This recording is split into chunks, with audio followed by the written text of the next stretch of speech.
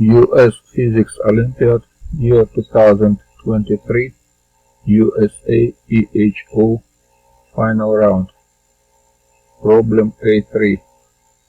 The motive power of ice. In the Carno cycle, a gas is heated at a constant temperature Th and cooled at constant temperature Tc.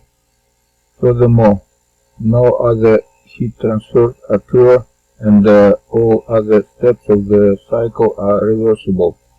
The laws of thermodynamics state that any such cycle must have efficiency mu equal W over Q in, where W is work done by gas and Q in is heat input inside the cycle, which is equal to 1 minus Tc over Th. Below we will explore two other heat engines which recover this efficiency in certain limits. Part A.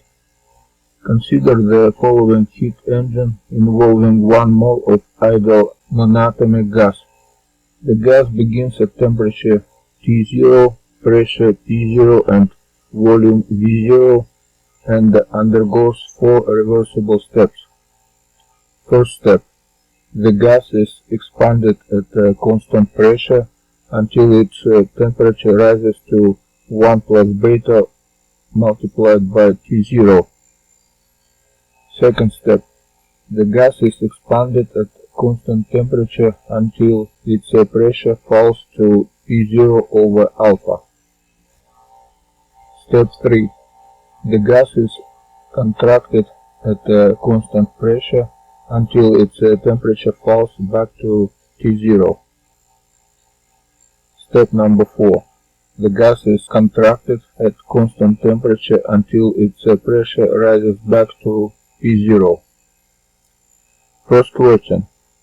Which steps require heat to be transferred to the gas? For each such step, give the total heat input in terms of P0, V0, alpha and beta. Second question. Under what conditions on alpha and beta would we expect the efficiency of this heat engine to approach that of a Carno cycle, working between the same maximum and minimum temperatures? Third question. Find the efficiency of this heat engine for general alpha and beta. Part B. Now consider a heat engine built around the freezing and melting of water, which occurs at a pressure-dependent temperature Tc from P. Initially, a volume of V of water is squeezed underneath a piston so that it experienced a total pressure P1, and the water is on the edge of freezing with the temperature Tc from P1. The engine then undergoes 4 reversible steps. First step. A mass is slowly placed on the piston, raising the total pressure to P2. Second step. The water is cooled to temperature Tc from P2 and frozen. Step 3. The mass is slowly removed from the piston, lowering the pressure back to P1. Step 4. The ice is heated back to temperature Tc from P1 and melted. Assume that water and ice are incompressible with the fixed densities ρ W and ρ C. First question. What is the net work done by this engine in terms of P1, P2, V and the densities? Second question. Assume the latent heat per unit mass L to melt ice is large so that freezing and melting account for essentially all of the heat transfer in the cycle. What is the efficiency of the engine in terms of P1, P2, L and the densities?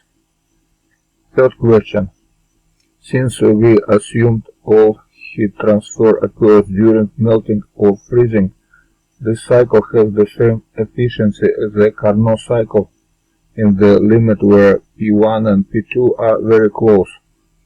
Use this fact to enter an expression for delta Tc over delta P in terms of Tc, L, and the densities.